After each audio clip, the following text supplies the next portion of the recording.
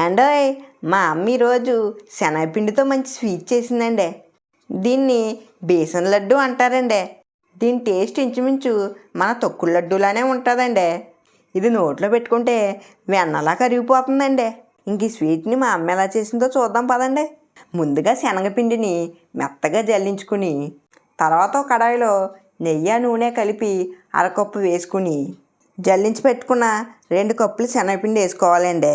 ఇప్పుడు దీన్ని 15 నిమిషాల పాటు వండలు కట్టకుండా పచ్చివాసన పోయేంత వరకు వేయించుకోవాలండి.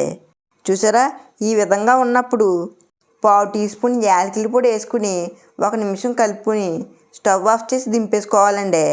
ఇప్పుడు 1.5 కప్పు షుగర్ పౌడర్ని వేసుకోవాలండి. ఇప్పుడు షుగర్ పౌడర్ కరిగేంత వరకు ఆపకుండా కలుపుకుంటూనే ఉండాలండి. ఈ విధంగా అయిన తర్వాత కొన్ని జీడిపప్పు పలుకులు వేసుకుని మళ్ళీ కలుపుకోవాలండి. పిండి చల్లారిన తర్వాత చేతితో చపాతీ పిండిలా కలుపుకొని గంట సేపు పక్కనెట్టేసుకోవాలండి. గంట తర్వాత పిండి బిగుసుకుపోయి ఉంటుందండి. ఇప్పుడు దీన్ని మళ్ళీ చేతితో బాగా ఒత్తుకుంటూ వండలుగా చుట్టేసుకోవడమేనండి.